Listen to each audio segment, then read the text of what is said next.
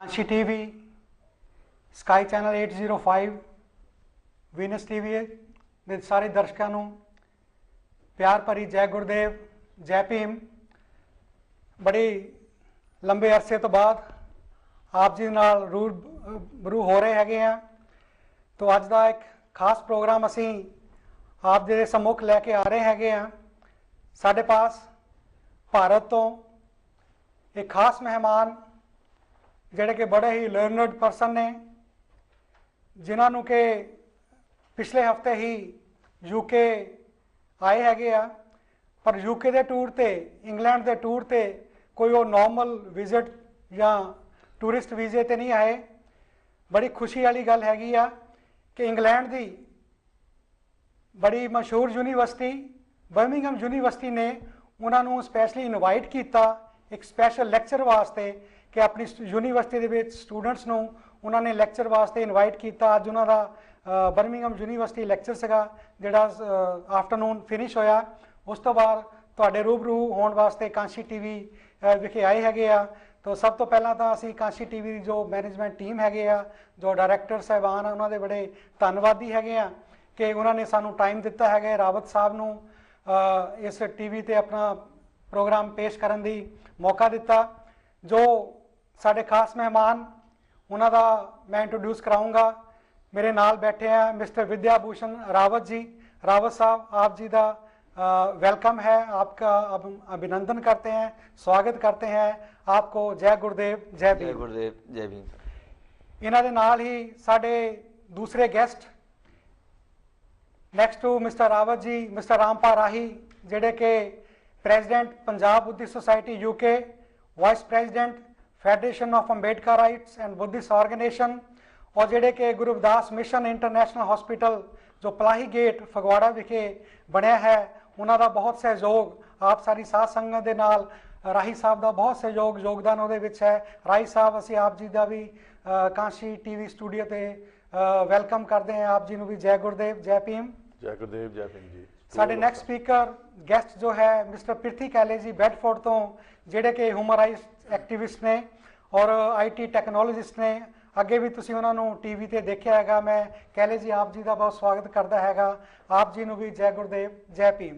जय गुरुदेव, जय भीम। सो प्यारे दर्शकों, जिहड़े साडे खास मेहमान अज विद्या भूषण रावत जी इस कांशी टीवी स्टूडियो च पधारे हैगे आ, उन्हों का बड़े 20 साल तो बाबा साहब के मिशन के भगवान वाल्मीकि जी के मिशन और गुरु रविदास जी के मिशन में बहुत योगदान है। खास करके जो अपनी दलित कम्यूनिटीज हैगियां, भगवान वाल्मीकि कम्यूनिटी, डोम कम्यूनिटी, मुशार कम्यूनिटी, खास करके यूपी बिहार जिहड़े सलाम एरिए उन्होंने बड़े सालों तो काम कर रहे हैगे आ। सिर्फ सलाम एरिए ही नहीं, इंटरनेशनल लैवल ते इंटरनेशनल जो ह्यूमन राइट्स ऑर्गेनाइजेशन हैगियां उन्होंने भी बहुत सरगर्म वर्कर हैगे ने।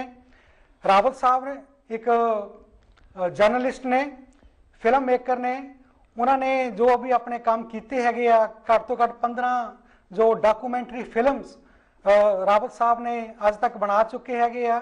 बहुत बुक्स 15-20 बुक्स उन्होंने छप चुकी हैगियां।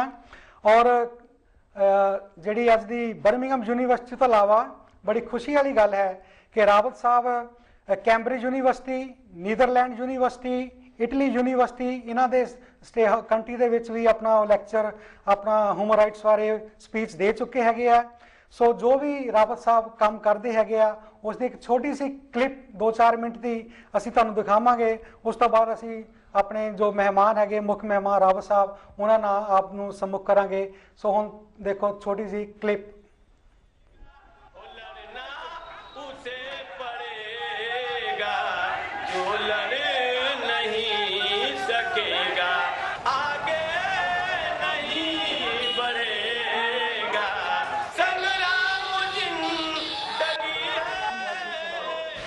आदरणीय GM साहब मौजूद है।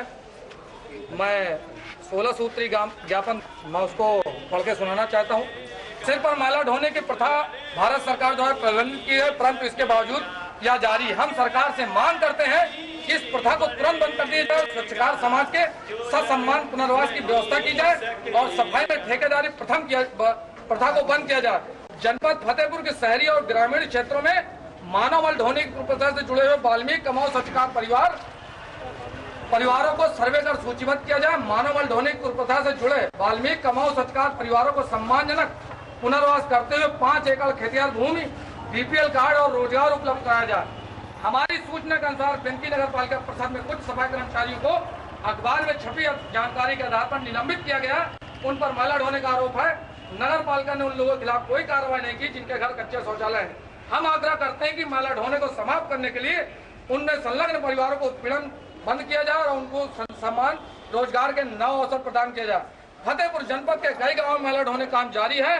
फतेहपुर शहर में भी यह काम जारी है। सरकार इस संदर्भ में वाल्मीकि समुदाय के लोगों को विश्वास में लेकर उन्हें रोजगार के नए अवसर प्रदान करें ताकि वे लोग काम छोड़ सके और जिन लोगों ने अपने शौचालय फ्लश नहीं बनवाए हैं उन पर कार्रवाई करें। हम सरकार से अनुरोध करते हैं कि सफाई के अलावा अन्य नौकरियों में स्वच्छकार समाज के लोगों के लिए आरक्षण की व्यवस्था हो ताकि समाज के लोग सफाई पेशे से हटकर दूसरे काम का सम्मान कर सकें। हम सरकार से मांग करते हैं कि भूमिहीन लोगों को न्यूनतम 5 एकड़ जमीन कृषि हेतु उपलब्ध कराई जाए ताकि उनकी आर्थिक सामाजिक स्थिति में बदलाव हो और सरकार सीलिंग कानून को कड़ाई से पालन कर सके। मध्याह्न भोजन में दलित रसोइयों का आरक्षण बहाल किया जाए और छुआछूत बढ़ाने वाले अध्यापकों, अधिकारियों, अभिभावकों के खिलाफ सख्त कार्रवाई की जाए और जो छात्र खाना खाने में छुआछूत दिखाए उनको स्कूल से बाहर निकाल दिया जाए। दलितों को सम्मान पूर्वक आजीविका और सबके लिए समान शिक्षा की गारंटी सुनिश्चित की जाए। असंगठित क्षेत्रों के सभी मजदूरों के लिए सामाजिक सुरक्षा कानून बनाया जाए और एक समान काम का एक समान वेतन सख्ती के साथ लागू किया जाए। सभी विद्यालयों में 50% महिला अध्यापकों की नियुक्ति की जाए। 14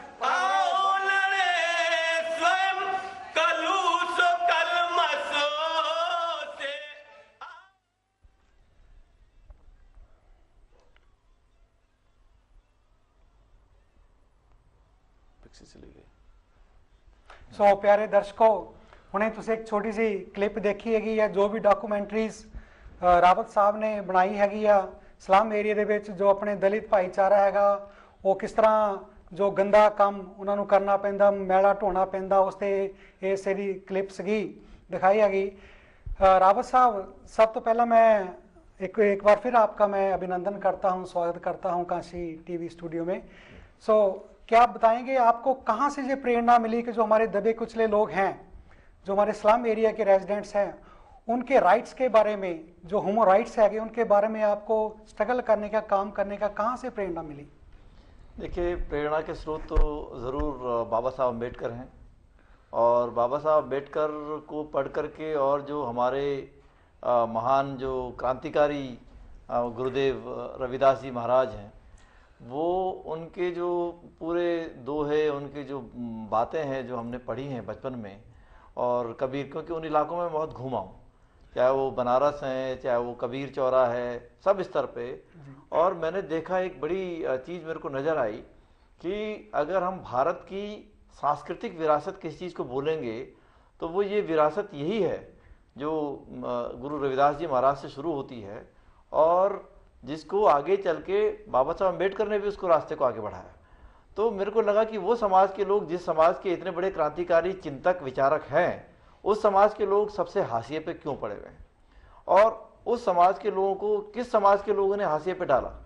और इसलिए ज़रूरी है कि जब तक हम सांस्कृतिक परिवर्तन की बात नहीं करेंगे तो सांस्कृतिक परिवर्तन क्या कहता है, अगर गुरु रविदास जी महाराज के आप पूरे बातों को सुने तो उन्होंने जातिवाद के खिलाफ संघर्ष किया। उन्होंने कहा कि इंसान इंसान बराबर है। उन्होंने कहा कि जी जो है चमड़ी सबकी एक सी होती है, जिसकी चमड़ी है वो चमार है, ये बात उनकी थी। तो इसका मतलब क्या था कि उस ज़माने में वो जो है इतनी बड़ी बातें बोल सकते थे और हम आज जो है 21वीं शताब्दी में हैं और हम फिर भी जातिवाद में विश्वास करते हैं, जाति में बने हुए हैं।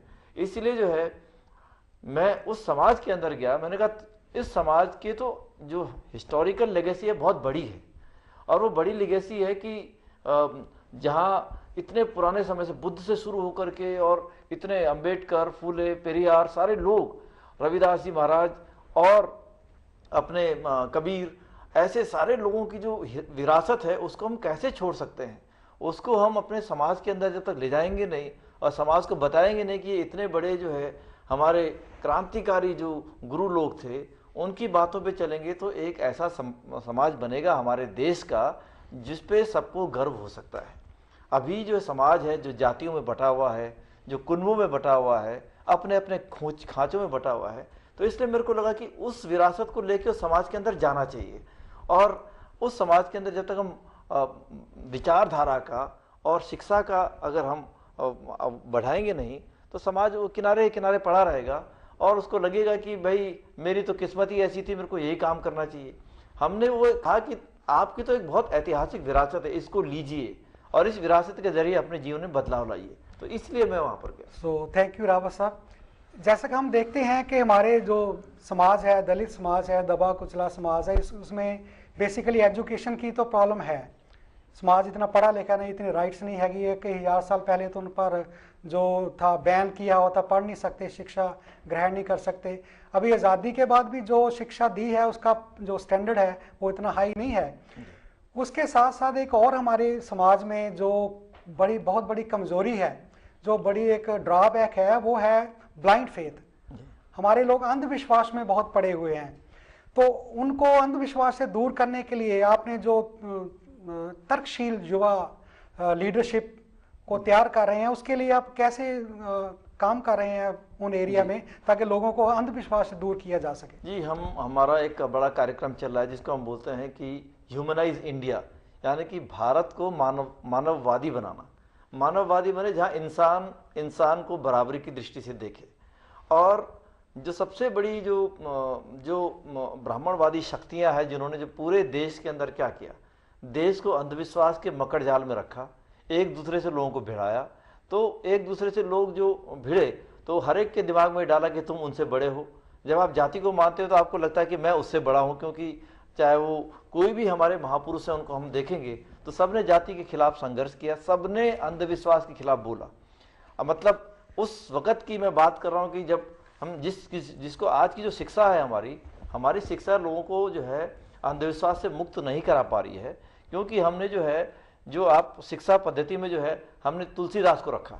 अब तुलसीदास जी ने जो है वो रामायण को खूब प्रचार किया, लेकिन अगर हम रविदास जी महाराज को देखें, उनकी जो वाणी को देखें, उसमें जो हम पूरी क्रांतिकारी बातों को देखें तो उन्होंने क्या किया, तर्क पे और मानववाद पे आधारित समाज की बात की। वही बात बुद्ध ने की, वही बात कबीर ने की, और वही बात बाबा साहब अम्बेडकर आगे उसी परंपरा को बढ़ा रहे हैं। तो जिस समाज के अंदर इतने बड़े महापुरुष हों और जिस समाज के अंदर इतने बड़े क्रांतिकारी लोग हो, उस समाज के लोगों को तो बदलाव का झंडा, उसका नेतृत्व उनको करना पड़ेगा। और हम इसी चीज को लेकर के हमने जो दलित युवाओं में ये एक नेतृत्व प्रशिक्षण करना शुरू किया, लीडरशिप डेवलपमेंट। हमने कहा हम काडर नहीं बनाएंगे, लीडर बनाएंगे। हम पिछलग्गू नहीं बनाना चाहते, नेतृत्व करने वाले युवा पीढ़ी को देना चाहते हैं। और वो जब तक आपको अपना इतिहास पता नहीं होगा तब तक आप नेतृत्व नहीं कर सकते हैं। इतिहास जो दलित इतिहास है वो केवल रोने धोने का इतिहास नहीं हो सकता है, वो एक दुनिया को फिलॉसफी देने का हिस्ट्री भी हो सकता है। जब तक हम उस फिलॉसफर, हमारे जो इतने बड़े महान क्रांतिकारी लोग हैं, इनकी फिलॉसफी को अपनाएंगे नहीं, उस पर गर्व नहीं करेंगे और उसको जीवन में पूरी तरह से लाएंगे नहीं, हमारा देश कभी जो है वो एक मॉडर्न नेशन या आधुनिक राष्ट्र नहीं कहलाया जा सकता। और इसीलिए हमने जो है इन सब महापुरुषों के, इन सब लोगों की बातों को ध्यान में रख के हमने एक कार्यक्रम चलाया जिसका नाम है चमत्कार का भंडाफोड़। जो लोग ये दावा करते हैं कि उनके अंदर जो है बहुत अलग शक्तियां दी हुई है भगवान ने, उनको हम जो है साइंस के जरिए वो चीज़ों को एक्सप्लेन करते हैं और सामने सामने निकाल के बताते हैं कि देखिए, अगर कोई बोलता है कि मैं अपने मुंह से जो है शिवलिंग निकाल सकता हूं, तो हम बोलते हैं कि आप अपने मुंह से कद्दू निकाल के हमको बता दीजिए, बड़ा लौकी का बड़ा वो निकाल के बता दीजिए। तो ये हर चीज़ के साइंटिफिक पहलू हैं। जो समाज दुनिया के अंदर वैज्ञानिक चिंतन करके आगे बढ़े, वो बहुत आगे निकल चुके हैं। हमारे सामने उदाहरण है जापान का, हमारे सामने उदाहरण है यूके का, England, France, Germany, Japan, Italy. ये देश आगे क्यों हैं? ये देश बम बना के आगे नहीं हुए, नॉलेज से आगे हुए हैं। और हमको भी एक नॉलेज बेस्ड सोसाइटी, एक ह्यूमनिस्ट सोसाइटी, एक मानववादी सोसाइटी बनना पड़ेगा। और इसके लिए हमारे पास एक बहुत बड़ी विरासत है, उस विरासत को हमको ओन करना पड़ेगा। सो थैंक यू रावत साहब, आपने बड़ी डिटेल से बताया भी कैसे आप तर्कशील युवा लीडरशिप तैयार कर रहे हैं। आज के हम जो आपका लेक्चर यूनिवर्सिटी में था जी, उसका हम जानना चाहेंगे कि आपको किस टॉपिक पर उन्होंने इनवाइट किया, क्योंकि इधर का हम देखते हैं कुछ जो लोग इधर की वेस्टर्न पावर्स है, अमेरिका, कनाडा, ये सारा यूरोप है, ये बहुत दूर की प्लानिंग करते हैं, बहुत दूर तक 100 साल तक क्या आगे क्या उसका भी से थिंक टैंक इनका करते हैं। तो आज के जो आपका लेक्चर था तो वो किस विषय पर था और आपने क्या यहाँ के स्टूडेंट्स को बताया उसके बारे में? यहाँ पर जो बर्मिंघम यूनिवर्सिटी में जो कार्यक्रम था एक्चुअल में वो लेक्चर मेरा भी 1-2 दिन बाद फिर होने वहाँ पर जो बात उन्होंने की है, और ये कंसल्टेशन थी। जो आप समझते हैं कि ये जो बड़े बड़े कंट्रीज़ हैं, चाहे वो यूके है, यूएस है, ये लोग जो है आज से बहुत बात की सोचते हैं कि भाई अब जो आने वाली राइजिंग पावर्स हैं, ब्रिक्स, ब्राज़ील है, रसा है, चाइना है, इंडिया है, साउथ अफ्रीका है, इन देशों की में एडवोकेसी कैसे की जाए, इन देशों में पॉलिसीज़ को कैसे इन्फ्लुएंस किया जाए, उसके लिए सिविल सोसाइटी या जो नॉलेज सोसाइटीज़ हैं वो उन देशों की पॉलिसी को कैसे फ्रेम कर सकते हैं, इस पे ये लोग चिंतन करते हैं। और बिल्कुल मुझे ये सब्जेक्ट इतना इम्पोर्टेंट लगा, और मैं मानता हूँ कि यहाँ पर जो लोग बैठे हुए हैं यूके के अंदर, हमारे अम्बेडकराइट हैं, रविदासी हैं, वाल्मीकि समाज के लोग हैं, जो भी दलित समाज के लोग हैं वो सक्सेसफुल लोग हैं, और उन्होंने अपने आप मतलब जो अचीवमेंट्स किए हैं उस अचीवमेंट्स को अब उनके लिए ज़रूरी हो गया है कि वो इंडिया में शेयर करें अपने और लोगों के साथ में। और इसलिए ये इंडिया में जो प्रो दलित पॉलिसीज़ बने, सरकार या पॉलिटिकल पार्टीज दलित एजेंडा को लेकर के या क्या चेंजेज आने चाहिए, कैसे जो दलित समाज के लोग हैं उनके पॉलिसी मेकिंग में उनको आगे लाया जाए, इसके लिए यूके से जो हमारे इतने सारे संगठन हैं वो लोगों को भी पहल करनी चाहिए। मैं इसी चीज़ को यहाँ पर बोलना चाहता हूँ। बहुत अच्छा आपने रावत साहब मैसेज दिया कि कैसे ये वेस्टर्न लोग हैं या दूसरों की पॉलिसी को इन्फ्लुएंस करते हैं ताकि इनका जो दबदबा बना रहे, इनका जो सेल्फिश मोटिव है वो फुलफिल होता रहे। पर देखने वाली बात, एक तो भारत में हमारा समाज पहले ही दबा रहे हैं। हमारे जो लोग हैं भारत में या NRIs इधर है उनके हमारे दिमाग में ये बात क्यों नहीं आती भी हमारा जो समाज है 20 साल 30 साल बाद क्या होगा, हम कैसी पॉलिसी अपनाएं, हम कैसी एजुकेशन अपने बच्चों को दें। कर ऐसा हमारा भी कोई इंटरनेशनल या इंडिया लेवल में कोई ऐसा थिंक टैंक या कोई संस्था है जो फ्यूचर के बारे में कोई प्लानिंग करती हो? जी, मैं बताना चाहता हूँ कि जो प्रॉब्ली जो अमेरिका के अंदर बहुत सारे जो नॉन रेजिडेंट इंडियन हैं वो काम कर रहे हैं, उसमें से काफ़ी लोग जो सेक्युलर ऑर्गेनाइजेशन है वो इंडिया के अंदर जो आंदोलन चल रहे हैं उनको सपोर्ट करते हैं। दूसरी तरफ एक और ख़तरा हमारे सामने है कि जो नॉन रेजिडेंट इंडियन हैं उनमें जो एक बहुत ज़्यादा जो हिंदुत्व की लॉबी है, जो संघ की लॉबी है, वो काफ़ी एक्टिव है, और वो भी देश के अंदर एक उसी प्रकार का एक पुरातन पंथी व्यवस्था को लागू करना चाहती है। उसके लिए काफ़ी रिसोर्सेज जुटा रही है, उसको भारत में जो है अपने जो संगठन है उसके जरिए आगे बढ़ा रही है। तो जब ऐसे संगठनों की भूमिका है तो हमको लगता है कि जो बदलाववादी संगठन है, प्रगतिशील संगठन है, जो अम्बेडकरवादी संगठन है, रविदासी संगठन है, जो भी दलितों के संगठन हैं, उनको भी अब साथ आना पड़ेगा, और साथ आके भारत में पॉलिसी लेवल पे, पार्टियों के लेवल पे, क्योंकि पार्टियों के भरोसे हम नहीं जी सकते हैं, हमें और लोगों की ज़रूरत पड़ेगी, हमें हमारे समाज के जो सक्सेसफुल लोग हैं उनकी ज़रूरत पड़ेगी।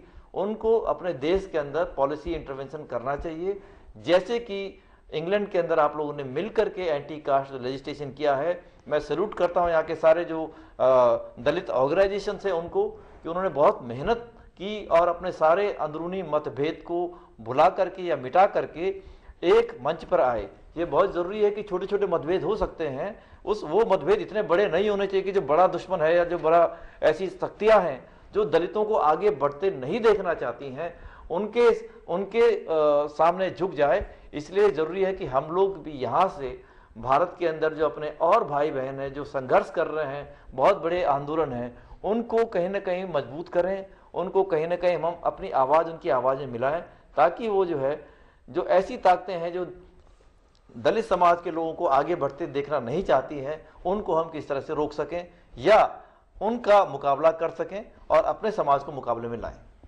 सो थैंक यू रावत साहब। हुण साडा बहुत जल्दी टाइम ब्रेक ਨੂੰ ਜਾਣ ਵਾਲਾ ਹੋ ਗਿਆ, 1-2 ਮਿੰਟ ਸਾਡੇ ਪਾਸ ਹੋਰ ਹੈ, ਤਾਂ ਬ੍ਰੇਕ ਤੋਂ ਬਾਅਦ ਅਸੀਂ ਹੋਰ ਵੀ ਡਿਸਕਸ ਕਰਾਂਗੇ। ਤੁਸੀਂ ਪਿਆਰੇ ਦਰਸ਼ਕੋ ਦੇਖਿਆ ਆਪਣੇ ਸਮਾਜ ਦੇ ਵਿੱਚ ਹਰ ਪਹਿਲੂ ਤੇ ਕੋਈ ਨਾ ਕੋਈ ਲੋਕ ਕੰਮ ਕਰ ਰਹੇ ਹੈਗੇ, ਸੰਸਥਾਵਾਂ ਕੰਮ ਕਰ ਰਹੀਆਂ। ਇੱਥੇ ਦੇਖੋ ਇੰਗਲੈਂਡ ਦੇ ਵਿੱਚ ਜਦ ਦਾ ਕਾਂਸ਼ੀ ਟੀਵੀ ਸ਼ੁਰੂ ਹੋਇਆ ਹੈਗਾ, ਇਸ ਦੇ ਨਾਲ ਕਿੰਨੀ ਜਾਗ੍ਰਿਤੀ ਹੈਗੀ ਆ। ਮੀਡੀਆ ਦੀ ਪਾਵਰ ਦੇ ਇੱਥੋਂ ਪਤਾ ਲੱਗਾ ਕਿੰਨਾ ਅੱਛਾ ਆਪਾਂ ਡੈਮੋਨਸਟ੍ਰੇਸ਼ਨ ਕੀਤੀ ਹੈ ਲੰਡਨ ਜਾ ਕੇ। ਉਹਦੇ ਬਾਰੇ ਵੀ ਅਸੀਂ ਜੋ ਅਪਡੇਟ ਹੈਗਾ ਸਾਡੇ ਸਾਥੀ ਰਾਮਪਾਲ ਰਾਹੀ ਜੀ ਔਰ ਕੈਲੇ ਸਾਹਿਬ ਆਪ ਨੂੰ ਅਪਡੇਟ ਦੇਣਗੇ ਕਿ ਜੋ ਵੱਡੀ ਆਪਾਂ ਡੈਮੋਨਸਟ੍ਰੇਸ਼ਨ ਕੀਤੀ ਸੀ, ਜਿਹੜਾ ਬਿੱਲ ਲਾਗੂ ਨਹੀਂ ਕਰ ਰਹੇ ਹੈਗੇ ਆ, ਗਵਰਨਮੈਂਟ ਉਹਨੂੰ ਲਟਕਾਈ ਜਾ ਰਹੀ ਹੈਗੀ ਆ। ਇਹ ਸਾਰਾ ਕੁਝ ਆਪਣੀ ਜੋ ਕਾਮਯਾਬੀ ਵੱਲ ਨੂੰ ਆਪਾਂ ਜਾ ਰਹੇ ਹੈਗੇ ਆ ਸਿਰਫ ਮੀਡੀਆ ਕਰਕੇ।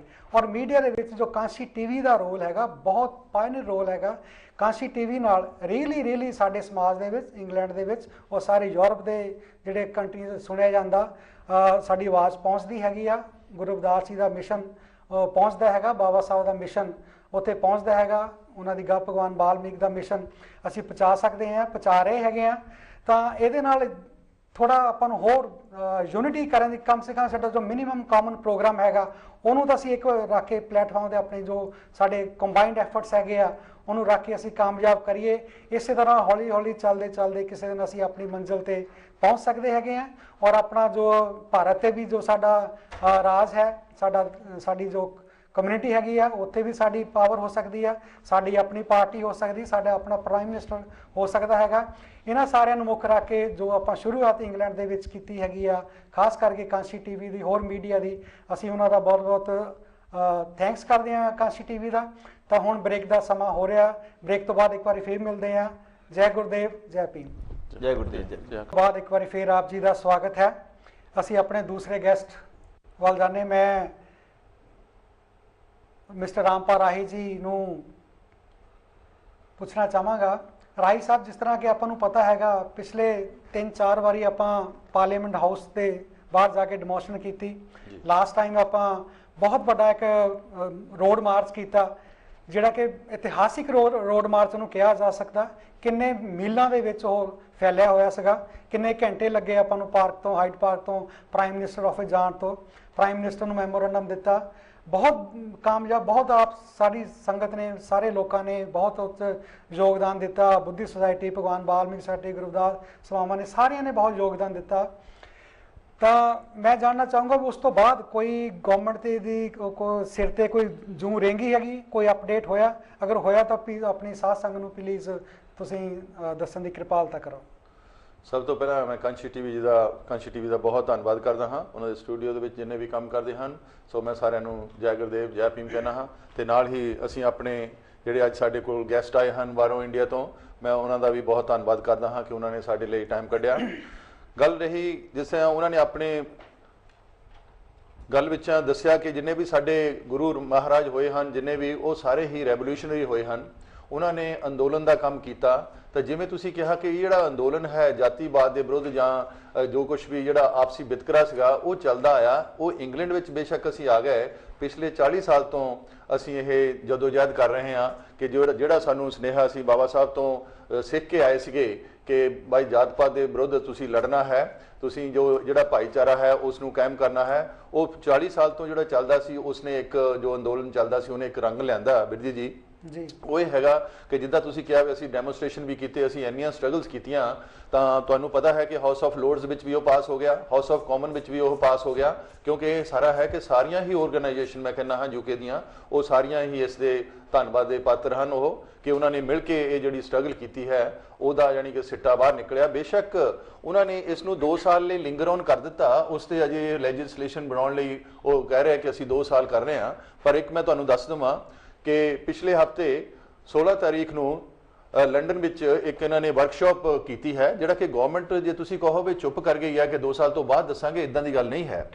ਉਹਨਾਂ ਨੇ ਇਸ ਦੇ ਉੱਤੇ ਕਿ ਜਿਹੜੀ ਹੈ EHRC, ਜਿਹੜੀ ਕਿ equality and human rights commission ਹੈ, ਉਹਨਾਂ ਨੇ ਉਹ ਇੱਥੇ ਕੰਮ ਕਰ ਰਹੀਆਂ। ਉਹਨਾਂ ਨੂੰ ਬਾਹਰ ਦੀਆਂ ਜਿਹੜੀਆਂ ਪ੍ਰਾਈਵੇਟ ਆਰਗੇਨਾਈਜੇਸ਼ਨ ਆ ਉਹਨਾਂ ਨੂੰ ਇੱਕ ਕਿਸਮ ਦੇ ਕੰਟਰੈਕਟ ਦਿੱਤੇ ਹਨ ਕਿ ਤੁਸੀਂ ਇਹਨਾਂ ਤੇ ਵਰਕਸ਼ਾਪ ਲਗਾ ਕੇ ਲੋਕਾਂ ਦੀ ਫੀਡਬੈਕ ਲਓ ਕਿ ਇਹਦੇ ਵਿੱਚ ਜਿਹੜੀ ਤੁਸੀਂ ਕਰ ਰਹੇ ਆ ਕਿ ਆਪਾਂ ਜਿਹੜੀ ਐਂਟੀ ਕਾਸਟ ਦਾ ਅੰਦੋਲਨ ਸ਼ੁਰੂ ਕੀਤਾ ਹੈ ਕਿ ਇਹਦੀ ਪਹਿਲਾਂ ਇਹਨੂੰ ਡਿਫਾਈਨ ਕਿੱਦਾਂ ਕਰੀਏ, what's the definition of caste, second ਸੀਗਾ ਕਿ ਹਾਊ ਟੂ ਇੰਪਲੀਮੈਂਟ ਇਟ, ਕਿ ਇਸ ਨੂੰ ਅਸੀਂ ਉਹਨਾਂ ਨੂੰ ਇੰਪਲੀਮੈਂਟ ਕਰਨ ਵਿੱਚ ਜਿਹੜੇ ਸਾਨੂੰ ਪ੍ਰੋਬਲਮ ਆ ਰਹੀਆਂ ਹੈ ਉਹਨੂੰ ਕਿੱਦਾਂ ਕਰਾਂਗੇ। ਵੀ ਤੀਸਰਾ ਸੀਗਾ ਕਿ ਉਸ ਕੇਸਿਸ ਬਾਰੇ ਦੱਸੋ ਕਿ ਜੋ ਤੁਹਾਡੀ ਲਾਈਫ ਵਿੱਚ ਹੋ ਚੁੱਕੇ ਹਨ, ਤੁਹਾਡੇ ਨਾਲ ਜਿਹੜੀਆਂ ਚੀਜ਼ਾਂ ਵਾਪਰ ਚੁੱਕੀਆਂ ਹਨ ਉਹਦੇ ਬਾਰੇ ਤੁਹਾਨੂੰ ਤੁਸੀਂ ਜ਼ਿਕਰ ਦਿਓ, ਤਾਂ ਜਿਹਦੇ ਬਾਰੇ ਕਿ ਤੁਹਾਨੂੰ ਪਤਾ ਸੀ ਇਹਦੀ ਤਾਂ ਕੋਈ ਕਮੀ ਨਹੀਂ ਹੈ, ਤਾਂ ਕੇਸਿਸ ਹੋਏ ਹੋਣ ਕਰਕੇ ਹੀ ਇਹ ਸਾਰਾ ਕੁਝ ਲਾਈਟਡ ਹੋ ਰਿਹਾ ਹੈ, ਤਾਂ ਲੋਕ ਇਹਦੇ ਤੋਂ ਬੜੇ ਅਵੇਅਰ ਸੀ। ਤੇ ਨਾਲ ਮੈਂ ਤੁਹਾਨੂੰ ਇੱਕ ਇਹ ਦੱਸ ਦਵਾਂ ਕਿ ਉੱਥੇ ਨੀਲੀ 55 different organisations for all over the country, UK ਦੇ ਵਿੱਚੋਂ ਸਾਰੀਆਂ ਵੇਰੀਅਸ ਜਾਨੀ ਵਿਸ਼ਵਾਸ ਰੱਖਣ ਵਾਲਿਆਂ ਵਿੱਚੋਂ ਆਏ ਸਨ, ਸਾਰੇ ਉਹ ਇਕੱਠੇ ਹੋਏ ਸਨ, ਸਿੱਖ ਵੀ ਸਨ, ਹਿੰਦੂ ਵੀ ਸਨ, ਆਪਣੇ ਗੁਰੂ ਰਵਿਦਾਸ ਸਭਾ ਵਾਲੇ ਸਨ, ਵਾਲਮੀਕ ਸਭਾ ਵਾਲੇ ਸਨ, ਬੁੱਧਿਸਟ ਸਨ, ਸਾਰਿਆਂ ਨੇ ਹੀ ਉਹਦੇ ਵਿੱਚ ਭਾਗ ਲਿਆ। ਤੇ ਨਾਲੇ ਜਿਹੜੇ ਜਿਤਨੇ ਵੀ ਸਨ ਉਹ ਪ੍ਰੋਫੈਸਰ ਸਾਰੇ ਵੁਲਵਰਹੈਂਪਟਨ ਜੋ ਯੂਨੀਵਰਸਿਟੀ ਹੈ ਉਹਨਾਂ ਨੇ ਆਰਗੇਨਾਈਜ਼ ਕੀਤਾ ਹੋਇਆ ਸੀ, ਉਹਨਾਂ ਦੇ ਸਾਰੇ ਸਕਾਲਰ, ਉਹਨਾਂ ਦੇ ਸਾਰੇ ਜਿੰਨੇ ਵੀ ਐਡਵੋਕੇਟ ਸਨ, ਦੇ ਵਰ ਆਲ देयर। ਤੇ ਨਾਲ ਗਵਰਨਮੈਂਟ ਦੇ 2 ਜੋ ਨੁਮਾਇੰਦੇ ਸੀ ਉਹ ਵੀ ਉੱਥੇ ਬੈਠ ਕੇ ਸਾਰਾ ਹੀ ਸਸ ਆਊਟ ਕਰ ਰਹੇ ਸੀ ਕਿ ਵਾਟਸ ਗੋਇੰਗ ਔਨ, ਕੀ ਹੈ, ਕਿਉਂ ਉਹਨਾਂ ਤੇ ਇਹਨਾਂ ਨੇ ਕੰਮ ਕਰਨਾ ਸ਼ੁਰੂ ਕਰ ਦਿੱਤਾ ਹੈ ਕਿ ਇਹ ਕਾਨੂੰਨ ਤਾਂ ਉਹਨਾਂ ਨੂੰ ਪਤਾ ਹੈ ਬਣਾਉਣਾ ਹੀ ਪੈਣਾ ਹੈ। ਉਹ ਜਿਹੜੀ ਜਦੋਜਹਿਦ ਅਸੀਂ ਇੰਨੇ ਚਿਰ ਤੋਂ ਕਰ ਰਹੇ ਸੀ ਕਿ ਅਸੀਂ ਤਾਂ ਫਿਰ ਵੀ ਕਹਾਂਗੇ ਕਿ ਥੈਂਕਸ ਟੂ ਗੁਰੂ ਰਵਿਦਾਸ ਜੀ ਮਹਾਰਾਜ ਜਿਹੜੇ ਸਾਡੇ ਕੇ ਕ੍ਰਾਂਤੀਕਾਰੀ ਹੋਏ ਹਨ, ਸਾਨੂੰ ਉਹਨਾਂ ਨੇ ਯੋਧੇ ਬਣਾਇਆ ਹੈ। ਉਹ ਤੋਂ ਬਾਅਦ thanks to Baba Sahib doctor Bhim Rao Ambedkar ਜਿਨ੍ਹਾਂ ਨੇ ਸਾਨੂੰ ਇਹਦੇ ਯੋਗ ਬਣਾਇਆ ਕਿ ਭਾਈ ਤੁਸੀਂ ਇਸ ਤੇ ਮੋਹਰ ਲਾਣੀ ਹੈ, ਤਾਂ ਉਹ ਅਸੀਂ ਇੰਗਲੈਂਡ ਵਿੱਚ ਕਰ ਰਹੇ ਹਾਂ, ਤਾਂ ਉਹ ਹੋ ਕੇ ਹੀ ਰਹੇਗਾ। ਥੈਂਕ ਯੂ ਰਾਈ ਸਾਹਿਬ, ਬੜੀ ਡਿਟੇਲਸ ਦੱਸਿਆ। ਬੜੀ ਖੁਸ਼ੀ ਵਾਲੀ ਗੱਲ ਹੋਈ ਕਿ ਗਵਰਨਮੈਂਟ ਬੈਠੀ ਨਹੀਂ ਹੈਗੀ, ਉਹ 'ਤੇ ਥੋੜਾ ਅਸਰ ਹੋਇਆ ਹੈਗਾ। ਕੰਸਲਟੇਸ਼ਨ ਉਹਨਾਂ ਨੇ ਸ਼ੁਰੂ ਕੀਤੀ ਹੈ, ਵਰਕਸ਼ਾਪ ਸ਼ੁਰੂ ਕੀਤੀਆਂ, ਔਰ ਇਹ ਜਿਹੜੀ ਵਰਕਸ਼ਾਪ ਸੀ ਇਹ ਗਵਰਨਮੈਂਟ ਸਪੋਂਸਰਡ ਸੀ। ਇਹਦੇ ਵਿੱਚ ਗਵਰਨਮੈਂਟ ਦੇ ਆਫੀਸਰਸ ਵੀ ਆਏ ਸੀਗੇ, ਆਬਜ਼ਰਵਰ ਵੀ ਆਏ ਸੀ, ਤਾਂ ਕੁਝ ਅਪਡੇਟ ਹੋ ਰਿਹਾ। ਔਰ ਹੋਰ ਵੀ ਖੁਸ਼ੀ ਵਾਲੀ ਗੱਲ ਹੈਗੀ ਆ ਵੀ ਆਪਣੀ ਜਿਹੜੀ ਆ 3-4 ਆਪਾਂ ਜੋ ਡੈਮੋਨਸਟ੍ਰੇਸ਼ਨ ਕੀਤੀਆਂ ਹੈਗੀਆਂ, ਧਰਨੇ ਮਾਰੇ ਹੈਗੇ ਆ, ਇਹ ਗੱਲ ਯੂਕੇ ਤੱਕ ਹੀ ਲਿਮਟ ਨਹੀਂ ਹੈਗੀ, ਇਹ ਗੱਲ ਹੈਗੀ ਯੂਨਾਈਟਿਡ ਨੇਸ਼ਨ ਆਰਗੇਨਾਈਜੇਸ਼ਨ ਤੱਕ ਵੀ ਪਹੁੰਚ ਗਈ ਆ, ਇਹ ਯੂਐਨਓ ਤੱਕ ਵੀ ਪਹੁੰਚ ਗਈ ਹੈਗੀ ਆ। ਤਾਂ ਰੀਸੈਂਟਲੀ ਲਾਸਟ ਵੀਕ ਯੂਐਨਓ ਦੀ ਹਿਊਮਨ ਰਾਈਟਸ ਦੀ ਜੋ ਕਮਿਸ਼ਨਰ ਹੈਗੀ ਆ ਯੂਨਾਈਟਿਡ ਨੇਸ਼ਨ ਦੀ, ਨਵੀ ਪਿੱਲੇ, ਉਹ ਵੀ ਇੱਥੇ ਇੰਗਲੈਂਡ 'ਚ ਆਏ ਸੀਗੇ। ਉਹਨਾਂ ਨਾਲ ਆਪਣੇ ਜੋ ਕੈਲੇ ਸਾਹਿਬ ਹੈਗੇ ਆ ਉਸ ਮੀਟਿੰਗ ਉਹਨਾਂ ਨੇ ਅਟੈਂਡ ਕੀਤੀ ਆ। ਮੈਂ ਕੈਲੇ ਸਾਹਿਬ ਆਪ ਨੂੰ ਪੁੱਛਣਾ ਚਾਹੂੰਗਾ ਜੋ ਨਵੀ ਪਹਿਲੇ ਜੋ United nations human rights commissioner ਹੈਗੇ ਆ ਉਹਨਾਂ ਨਾਲ ਕੀ ਇਹਦੇ ਬਾਰੇ ਗੱਲਬਾਤ ਹੋਈ ਹੈਗੀ ਹਾਊਸ ਆਫ ਲੌਰਡ ਦੇ ਵਿੱਚ? ਸਭ ਤੋਂ ਪਹਿਲਾਂ ਮੈਂ ਆਪਣੇ ਦਰਸ਼ਕਾਂ ਨੂੰ ਜੈ ਗੁਰਦੇਵ ਕਹਿੰਦਾ, ਜੈ ਗੁਰਦੇਵ, ਜੈ ਭੀਮ। ਔਰ ਉਸ ਤੋਂ ਬਾਅਦ ਮੈਂ ਕਾਂਸ਼ੀ ਟੀਵੀ ਦਾ ਬਹੁਤ ਬਹੁਤ ਧੰਨਵਾਦ ਕਰਨਾ ਚਾਹਾਂਗਾ ਜਿਨ੍ਹਾਂ ਨੇ ਕਿ ਇਹ ਮੀਡੀਆ ਸਟਾਰਟ ਕਰਕੇ ਔਰ ਲੋਕਾਂ ਨੂੰ ਇੰਨੀ ਜਾਗਰਤੀ ਦਿੱਤੀ ਹੈ। ਥੋੜੇ ਸਮੇਂ ਦੇ ਵਿੱਚ ਇੱਕ ਬਹੁਤ ਬੁਲੰਦੀਆਂ ਨੂੰ ਛੂਹ ਰਿਹਾ ਔਰ ਉਹਨਾਂ ਦੀ ਇਹ ਮਿਹਨਤ ਦਾ ਸਦਕਾ ਕਿ ਅੱਜ ਸਾਨੂੰ ਵੀ ਇਹ ਮੌਕਾ ਮਿਲਿਆ ਕਿ ਅਸੀਂ ਲੋਕਾਂ ਦੇ ਰੂਬਰੂ ਆਪਣੇ ਦਰਸ਼ਕਾਂ ਦੇ ਰੂਬਰੂ ਹੋ ਕੇ ਆਪਣੇ ਵਿਚਾਰ ਸ਼ੇਅਰ ਕਰ ਸਕੀਏ। ਹੁਣ ਮੈਂ ਜਾਂਦਾ ਯੂਨਾਈਟਿਡ ਨੇਸ਼ਨ ਦੇ ਹਿਊਮਨ ਰਾਈਟਸ ਕਮਿਸ਼ਨਰ ਮਿਸ ਨਵੀ ਪਿੱਲੇ ਉਹਨਾਂ ਦੇ ਨਾਲ ਜਿਹੜੀ ਸਾਡੀ ਮੀਟਿੰਗ ਹੋਈ ਔਰ ਉਹਨਾਂ ਨੇ ਬਿਲਕੁਲ ਬਲੰਟਲੀ ਕਿਹਾ ਕਿ ਇਹ ਜਿਹੜਾ ਜਾਤ ਪਾਤ ਦੇ ਆਧਾਰ ਤੇ ਵਿਤਕਰਾ ਕਿਤੇ ਵੀ ਹੋ ਰਿਹਾ ਹੈ, ਸਪੈਸ਼ਲੀ ਇੱਥੇ ਯੂਕੇ ਦੇ ਵਿੱਚ ਜਿਹੜਾ ਕਿ ਬਹੁਤ ਐਡਵਾਂਸ ਕੰਟਰੀ ਹੈ, ਸਿਵਲਾਈਜ਼ਡ ਕੰਟਰੀ ਹੈ, ਡਿਵੈਲਪਡ ਕੰਟਰੀ ਹੈ, ਇਹ ਬਿਲਕੁਲ ਐਕਸੈਪਟੇਬਲ ਨਹੀਂ ਹੈ। ਔਰ ਉਹ ਜਿਸ ਦੌਰੇ ਤੇ ਆਏ ਸਨ ਉਹ ਜਿਹੜੀ ਯੂਨਾਈਟਿਡ ਕਿੰਗਡਮ ਦੀ ਔਰ ਯੂਕੇ ਦੀ ਜਿਹੜੀ ਗਵਰਨਮੈਂਟ ਹੈ ਔਰ ਗਵਰਨਮੈਂਟ ਦੇ ਨਾਲ ਉਹਨਾਂ ਦੀਆਂ ਮੀਟਿੰਗਾਂ ਉਹਨਾਂ ਮਿਨਿਸਟਰਾਂ ਦੇ ਨਾਲ ਜਿਸ ਤਰ੍ਹਾਂ ਕਿ ਚੀਫ ਜਸਟਿਸ ਹੈ ਔਰ ਜਿਹੜਾ ਆਪਣੇ ਮਿਨਿਸਟਰ ਹੈ, ਲੋ ਮਿਨਿਸਟਰ ਹੈ ਔਰ ਇਸੇ ਤਰ੍ਹਾਂ ਜਿਹੜੇ ਆਪਣੇ ਵੂਮਨ ਰਾਈਟਸ ਦਾ ਕਮਿਸ਼ਨਰ ਹੈ ਔਰ ਉਹਨਾਂ ਦੇ ਨਾਲ ਉਹਨਾਂ ਦੀਆਂ ਮੀਟਿੰਗਾਂ ਆਲਰੇਡੀ ਅਰੇਂਜ ਸਨ ਔਰ ਉਹਨਾਂ ਨੇ ਮੀਟਿੰਗਾਂ ਉਹਨਾਂ ਦੇ ਨਾਲ ਕੀਤੀਆਂ। ਔਰ ਉਸ ਤੋਂ ਪਹਿਲਾਂ ਸਾਡੇ ਨਾਲ ਜਿਹੜੀ ਮੀਟਿੰਗ ਹੋਈ ਉਹਦੇ ਵਿੱਚ ਉਹਨਾਂ ਨੇ ਬਿਲਕੁਲ ਸਪਸ਼ਟ ਕਰ ਦਿੱਤਾ, ਜਿਸ ਮੀਟਿੰਗ ਵਿੱਚ ਕੁਝ MPs ਬੈਠੇ ਸਨ ਔਰ ਕੁਝ ਲੋਰਡਸ ਵੀ ਬੈਠੇ ਸਨ, ਉਹਨਾਂ ਨੇ ਦੱਸ ਦਿੱਤਾ ਕਿ ਇਹ ਜੋ ਕਾਸਟ ਦੇ ਬੇਸ ਤੇ ਇੰਗਲੈਂਡ ਦੀ ਧਰਤੀ ਤੇ ਵਿਤਕਰਾ ਹੋ ਰਿਹਾ ਹੈ ਇਹ ਬਿਲਕੁਲ ਵੀ ਅਸੈਪਟੇਬਲ ਨਹੀਂ ਹੈ। ਔਰ ਉਹਨਾਂ ਨੇ ਇਸ ਚੀਜ਼ ਨੂੰ ਵੀ ਬਿਲਕੁਲ ਸਪਸ਼ਟ ਕੀਤਾ ਕਿ ਪੂਰੇ ਵਰਲਡ ਵਿੱਚ ਇਹ ਜੋ ਕਾਸਟ ਦਾ ਕੋਡ ਹੈ ਇਹਦੇ ਜਿਹੜੇ ਵਿਕਟਮ ਹਨ ਘੱਟ ਤੋਂ ਘੱਟ 1 ਬਿਲੀਅਨ ਲੋਕ ਇਹਦੇ ਨਾਲ ਅਫੈਕਟਡ ਹਨ। ਔਰ ਜਿਹੜਾ ਕਿ ਜਿਹਦੇ ਨਾਲ ਕਿ ਸਾਨੂੰ ਵੀ ਥੋੜਾ ਸੋਚਣਾ ਪਿਆ ਕਿ 1 ਬਿਲੀਅਨ ਲੋਕ, ਕਿ ਅਸੀਂ ਤਾਂ ਕਹਿੰਦੇ ਕਿ 4-5 ਹਜ਼ਾਰ 400-500 ਮਿਲੀਅਨ ਲੋਕ ਜਿਹੜੇ ਕਿ ਸਾਡੇ ਦਲਿਤ ਸਿਰਫ ਭਾਰਤ ਵਿੱਚ ਹੀ ਹਨ। ਤਾਂ ਉਹਨਾਂ ਨੇ ਕਿਹਾ ਕਿ ਇਹ ਗੱਲ ਇੱਥੇ ਤੱਕ ਸੀਮਤ ਨਹੀਂ ਪਰ ਇਹ ਪੂਰੀ ਵਰਲਡ ਵਿੱਚ ਤਕਰੀਬਨ 1 ਬਿਲੀਅਨ ਲੋਕ ਜਿਹੜੇ ਕਿ ਕਾਸਟ ਦੇ ਸ਼ਿਕਾਰ ਹਨ। तो इस तो तुम अंदाजा लाओ कि एक किड्डा एक बहुत महान स्टेप है जो जड़ा कि इंग्लैंड की गवर्नमेंट ने लिया है कि कानून नूं पास किया और उम्मीद रखते हैं कि हुण इह कानून बिल्कुल पास करने तो बाद इहनूं लागू भी करनगे। और जिस तरह सारे मेरे साथी राही साहब ने दसिया कि गवर्नमेंट चुप करके नहीं बैठी, जिन्हें भी मेहनत हुई है और जिस तरह डेमोस्ट्रेशन होया पूरी अपनी कम्यूनिटी ने क्रॉस कम्यूनिटी अपने साढ़े श्री गुरु भगवान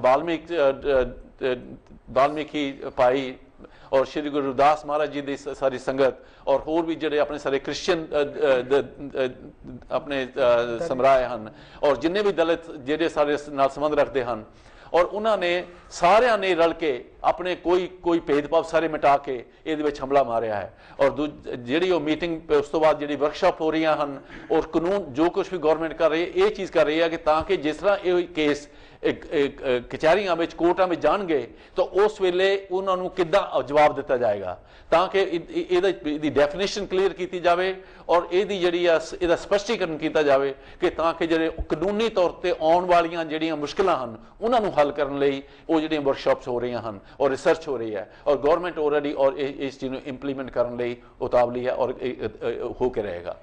सो थैंक यू कैले साहब, तुसीं प्यारे दर्शकों पता लगा भी कितनी ज़्यादा पापूलेशन वर्ल्ड ਦੇ ਵਿੱਚ 1 billion population is affected with this anti caste discrimination ਜਿਹੜੀ कि बहुत ही माड़ी गल हैगी है।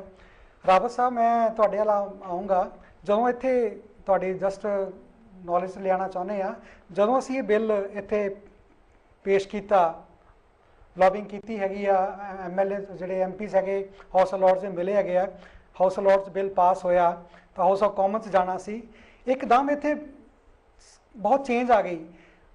हिंदू ਜਿਹੜੇ ਭਰਾ ਸੀਗੇ ਉਹ ਵੀ ਇਹਨੂੰ ਬਿੱਲ ਨੂੰ ਅਪੋਜ਼ ਕਰਨ ਲੱਗ ਪਏ, ਸਿੱਖ ਭਰਾ ਵੀ ਅਪੋਜ਼ ਕਰਨ ਲੱਗ ਪਏ, ਲੌਬਿੰਗ ਕਰਨ ਲੱਗ ਪਏ ਗਵਰਨਮੈਂਟ ਤੇ ਵੀ ਇਹ ਬਿੱਲ ਪਾਸ ਨਹੀਂ ਹੋਣਾ ਚਾਹੀਦਾ, ਇਹ ਹਾਊਸ ਆਫ ਕਾਮਨਸ ਨਹੀਂ ਜਾਣਾ ਚਾਹੀਦਾ। टीवी ਤੇ ਰੇਡੀਓ ਤੇ ਪੇਪਰਾਂ 'ਚ ਇੰਨੀ ਡਿਬੇਟ ਹੋਈ ਵੀ ਕਦੀ ਸੋਚਿਆ ਨਹੀਂ ਸੀ ਵੀ ਸਿੱਖ ਭਰਾ ਵੀ ਹੈ ਨਾ ਇਹਦਾ ਅਪੋਜ਼ ਕਰਨਗੇ, ਇਹਦੇ ਅਗੇਂਸਟ ਖੜੇ ਹੋ ਜਾਣਗੇ। ਪਰ ਇਹਦਾ ਕੀ ਕਾਰਨ ਹੈਗਾ ਵੀ ਹਿੰਦੂ ਵੀ ਉਹ ਸਾਰੇ ਇਕੱਠੇ ਹੋ ਗਏ ਤਾਂ ਜਿਹੜੇ ਦਲਿਤ ਹੈਗੇ ਜਿਹੜੇ ਵਿਕਟਿਮ ਸੀਗੇ ਉਹ ਫੇਰ ਵਿਚਾਰੇ ਇਕੱਲੇ ਦੇ ਇਕੱਲੇ ਰਹਿ ਗਏ। ਇਹਦਾ ਕੀ ਕਾਰਨ ਤੁਸੀਂ ਸਮਝਦੇ ਆ ਵੀ ਇਸ ਤਰ੍ਹਾਂ ਕਿਉਂ ਉਹਨਾਂ ਨੇ ਲੌਬਿੰਗ ਕੀਤੀ ਇਹਦੇ ਅਗੇਂस्ट? ये जो हो रहा है बहुत, मैं आपको एक चीज़ बताना चाहता हूँ कि जब यूके पार्लियामेंट ने ये पास किया जी, उसके बाद की जो डेवलपमेंट हुई है कि यूरोपियन यूनियन ने भी एक कास्ट को आउटलॉ किया और अमेरिकन कांग्रेस ने भी किया। तो क्या है कि यूके एक प्रकार से एक मार्क है, यहाँ कोई चीज़ अगर क्लियर हो जाए तो वो लॉ दूसरे कंट्रीज में बनने और भी शुरू होते हैं, फॉलो करते हैं लोग। यूएन में वो मैटर आ चुका है और ये देख रहे हैं, मैंने आपको पहले बताया कि जो विदेशों में रहने वाले भारतीय हैं, दूसरे किस्म के कई किस्म के लोग यहाँ पर हैं, कई को लगता है कि भाई बदलाव आएगा, बराबरी आएगी। आप यूके में आए, बहुत बराबरी देखी, तो वो यूके में आके भी वही कास्ट सिस्टम प्रैक्टिस करना चाहते हैं। ये दोनों प्रकार की ताकतें जो है वो काम करती हैं। एक प्रकार की ताकतें जो बदलाव चाहती हैं, एक प्रकार की ताकतें जो चाहती हैं कि वो स्टेटस को मेंटेन हो, यानी कि जैसी स्थिति है वैसी रहे, ताकि मतलब उनको फ्री का लेबर मिलता रहे और एक बड़ा समाज जो अंधविश्वास में रहे, एक बड़ा समाज जो शिक्षा से दूर रहे। तो वो उसी प्रकार का प्रयास करते हैं कि दुनिया को ये पता ना चले कि भाई ये जातिवादी वर्णवादी व्यवस्था जो है इसका इतना खतरनाक रूप है कि आदमी जहाँ पैदा हो जाता है वहाँ से बदल ही नहीं सकता है। तो ये अब दुनिया में जाति का पता चल चुका है। अभी दुनिया भर में आंदोलन, थैंकफुली टू जो अम्बेडकराइट और रविदासी ग्रुप या वाल्मीकि महाराज के जो संगठनों के वो हैं, वो सबके संगठनों ने जो मिलकर के जितना काम किया ह्यूमन राइट्स ऑर्गेनाइजेशन ने, आज उसकी बदौलत जो है दुनिया भर में एक बहुत जो सच्चाई सामने आ चुकी है कि जो जातिवाद है, जो वर्ण व्यवस्था है, जो छुआछूत का प्रश्न है, वो केवल एक internal matter of a community नहीं है, ये दुनिया की समस्या है और इस पे लोग बोलेंगे। अगर कोई इसको छुपाने का प्रयास करेगा तो ये छुप नहीं सकती है, क्योंकि ये चीज़ें अब सारी दुनिया के सामने खुल के आ चुकी हैं। और इसलिए अगर जो लोग जो एंटी कास्ट लेजिस्लेशन है जो यूके की गवर्नमेंट लाई है उसका विरोध करते हैं, तो वो लोग ह्यूमैनिटी का विरोध करते हैं, ह्यूमन राइट लॉ का विरोध करते हैं। और हमको उन विरोधियों को जो है ये यूके की गवर्नमेंट को समझाना पड़ेगा कि आप अपनी जो आपकी ड्यूटी है उसको वायलेट कर रहे हैं। You have promise something and आप दूसरे देशों में जो है जब ह्यूमन राइट्स की बात करते हैं तो अपने देश के अंदर ह्यूमन राइट वायलेशन अगर होता है तो उसके लिए आप चुप नहीं रह सकते। तो ये प्रेशर लगातार बनना पड़ेगा और हमें उम्मीद है कि आने वाले टाइम में जो है जो ब्रिटिश सरकार है उसको समझेगी और ये लॉ को पास करेगी। इसके लिए हमको चाहे इंडिया से भी प्रेशर डालना पड़े तो हम लोगों को करना चाहिए, क्योंकि एक बड़ा खतरा जो यहाँ पर हुआ है, जो नॉन रेजिडेंट इंडियन की जो लॉबी है, जो राइट विंग लॉबी जिसको हम बोलते हैं, दक्षिणपंथी ग्रुप जो है, जो अपने को हिंदुत्व का जो पूरा चैंपियनिंग कर रहा है विदेशों से, वो ये ग्रुप ये चाहता नहीं है कि जो है दलित आगे बढ़े। वो ये चाहता नहीं है कि लोगों को पता चले कि भारत में एक जातिवादी व्यवस्था है और एक समाज के लोग उस जाति में रहने को मजबूर हैं। तो वो इस बुरी हकीकत को बाहर दुनिया को दिखाने से डरता है। इस कारण से वो लॉबिंग कर रहे हैं कि साहब कास्ट तो हमारे यहाँ होती नहीं है, कास्ट तो कई बार वो दिखाते हैं कि सब अलग अलग उंगलियां हैं, किसी की उंगली बड़ी है, किसी की उंगली छोटी है। तो डिस्क्रिमिनेशन हर लेवल पे है। और यहाँ यूके में भी आकर के जो है, आपने अगर ऑनर्ड किलिंग सुनी होंगी, जो इज्जत के लिए जो मौतें हो रही हैं, वो यहाँ यूके में भी हो रही है। लंदन में जाइए तो साउथ हॉल में आपको बहुत मिलेगा, और मुस्लिम में भी है, वो तथाकथित हिंदुओं में भी है। और वो इंटरकास्ट मैरिजेस को ही खत्म करने का जो है, जिसको ब्रिटेन में फोर्स मैरिज एक्ट बोलते हैं, वो हमारे यहाँ पर हो रहा। तो मुझे लगता है कि अगर ब्रिटिश पार्लियामेंट इस प्रस्ताव को पास नहीं कर पाई तो ये बहुत बड़ी शर्मनाक बात होगी मेरे हिसाब से, क्योंकि उन्होंने एक वादा किया, क्योंकि उन्होंने इसको पहले पास किया और उसके बाद अगर वापस लेते हैं तो इसका मतलब है कि ब्रिटेन की सरकार जो है वो हिंदुत्व के वो जो लॉबिस्ट हैं उनके आगे झुक गई है, और इसीलिए जो है पूरा ये अपने बात को आगे ले जाने से रुक रही है। जी, थैंक यू रावत साहब। ਅਸੀਂ ਪਿਆਰੇ ਦਰਸ਼ਕੋ, ਆਪਣੀ ਪੂਰੀ ਕੋਸ਼ਿਸ਼ ਹੋਣੀ ਚਾਹੀਦੀ ਹੈਗੀ ਆ। ਬਿੱਲ ਪਾਸ ਤਾਂ ਹੋ ਗਿਆ, ਪਰ ਜਿਹੜਾ ਨੂੰ ਲਾਗੂ ਕਰਨ ਦੇ ਵਿੱਚ ਦੇਰੀ ਕਰ ਰਹੇ ਹੈਗੇ ਆ, ਉਹ ਦੇਰੀ ਨਾ ਹੋਵੇ। ਜਿਹੜੇ ਨਵੇਂ ਇਲੈਕਸ਼ਨ ਆਣੇ ਹੈਗੇ 2015 ਤੋਂ ਪਹਿਲਾਂ ਇਹੀ ਟੋਰੀ ਗਵਰਨਮੈਂਟ, ਕੈਮਰਨ ਦੀ ਜਿਹੜੀ ਗਵਰਨਮੈਂਟ ਹੈਗੀ, ਇਹੀ ਇਹਨੂੰ ਲਾਗੂ ਕਰੇ ਕੁਝ ਮਹੀਨਿਆਂ ਦੇ ਵਿੱਚ, ਨਾ ਕਿ ਸਾਲਾਂ ਦੇ ਵਿੱਚ। ਇਹੀ ਸਾਡੀ ਕੋਸ਼ਿਸ਼ ਹੋਣੀ ਚਾਹੀਦੀ ਆ। ਔਰ ਇਹਦੇ ਵਾਸਤੇ ਅਗਰ ਸਾਨੂੰ ਹੋਰ ਵੀ ਡੈਮੋਨਸਟ੍ਰੇਸ਼ਨ ਜਾਂ ਲੌਬਿੰਗ ਕਰਨੀ ਦੀ ਲੋੜ ਹੈਗੀ ਤਾਂ ਆਪਾਂ ਤਿਆਰ ਆ, ਆਪਾਂ ਨੂੰ ਇਕੱਠੇ ਰਹਿਣਾ ਚਾਹੀਦਾ ਹੈਗਾ, ਸੰਘਰਸ਼ ਕਰਨਾ ਪੈਣਾ, ਕਿਉਂਕਿ ਆਪਣਾ ਵਿਰੋਧ ਬਹੁਤ ਹੋ ਰਿਹਾ। ਤਾਂ ਖੈਰ ਕਾਫੀ ਆਪਾਂ ਇਹਦੇ ਵਿੱਚ ਆਪਾਂ ਅਚੀਵਮੈਂਟ ਵੀ ਕੀਤੀ ਹੈਗੀ ਆ। ਮੈਂ ਆਪਣੇ ਰਾਈ ਸਾਹਿਬ ਵੱਲ ਫਿਰ ਦੁਬਾਰਾ ਆਊਂਗਾ। ਰਾਈ ਸਾਹਿਬ, ਕੋਈ ਨੈਕਸਟ ਈਅਰ ਦੇ ਪ੍ਰੋਗਰਾਮ ਕੋਈ ਤੁਹਾਡੇ ਪਾਸ ਹੈ ਪਲਾਨਿੰਗ, ਬਈ ਕੋਈ ਕਾਨਫਰੰਸ ਜਾਂ ਕੋਈ ਇੰਟਰਨੈਸ਼ਨਲ ਕਾਨਫਰੰਸ ਕੋਈ ਇਦਾਂ ਦੀ ਕੋਈ ਕਰ ਰਹੇ ਆਪਾਂ ਕੋਈ? ਹਾਂ, ਜਿਹੜੀ ਗੱਲ ਆਪਾਂ ਕਰ ਰਹੇ ਹਾਂ, ਗੱਲ ਕਰ ਰਹੇ ਹਾਂ ਜਾਗ੍ਰਿਤੀ ਦੀ। ਜਾਗ੍ਰਿਤੀ ਸਾਡੇ ਸਮਾਜ ਵਿੱਚ, ਜਿਵੇਂ ਅਸੀਂ ਕਹੀਏ ਕਿ ਥੈਂਕਸ ਟੂ ਕਾਂਸ਼ੀ ਟੀਵੀ ਵੀ ਹੈ, ਤਾਂ ਥੈਂਕਸ ਟੂ ਸਾਰੇ ਹੀ ਸਭਾਵਾਂ ਦਾ ਹੈ, ਕਿਉਂਕਿ ਉਹਨਾਂ ਵਿੱਚ ਜਿਹੜੀ ਅਸੀਂ ਬਾਹਰ ਵੀ ਗੱਲ ਕਰ ਰਹੇ ਸੀ ਕਿ ਲੋਕਾਂ ਵਿੱਚ ਐਜੂਕੇਸ਼ਨ ਆਈ ਵਿਦ ਦਾ thanks to Baba Sahib. Education ਆਈ ਤਾਂ ਉਹਦੇ ਨਾਲ ਸਾਡੇ ਵਿੱਚ ਜਾਗ੍ਰਿਤੀ ਜਿਹੜੀ ਆਉਣੀ ਸੀ ਵਿਦ ਐਜੂਕੇਸ਼ਨ, ਉਹ ਇੱਕ ਲਾਜ਼ਮੀ ਬਣ ਗਈ। ਸੋ ਜਾਗ੍ਰਿਤੀ ਹੁਣ ਆ ਗਈ ਹੈ। ਹੁਣ ਅਸੀਂ ਵਿੱਚ ਇਹ ਦੇਖਣਾ ਹੈਗਾ ਕਿ ਲੋਕ ਜਿਹੜੇ ਆਪਣੇ ਆਪਣੇ ਥਾਂ ਤੇ ਛੋਟੀਆਂ ਸੰਸਥਾਵਾਂ ਬਣਾ ਕੇ ਜਿਹੜਾ ਅਸੀਂ ਕੰਮ ਕਰ ਰਹੇ ਹਾਂ, ਉਹਦਾ ਜਿਹੜਾ ਇੰਪੈਕਟ ਹੈ ਉਹ ਇੰਨਾ ਨਹੀਂ ਪੈ ਰਿਹਾ ਜਾਂ ਇੰਨਾ ਨਹੀਂ ਪੈਣਾ ਜਿੰਨਾ ਕਿ ਅਸੀਂ ਇਕੱਠੇ ਹੋ ਕੇ ਜਦੋਂ ਕਰਾਂਗੇ। ਜਿੱਦਾਂ ਸਿਆਣੇ ਆਪਣੇ ਕਹਿੰਦੇ ਹੁੰਦੇ ਸੀ ਕਿ ਕੱਲਾ ਸੋ ਕੱਲਾ 2-11 ਇਕੱਠ ਲੋਹੇ ਦੀ ਲੱਠ।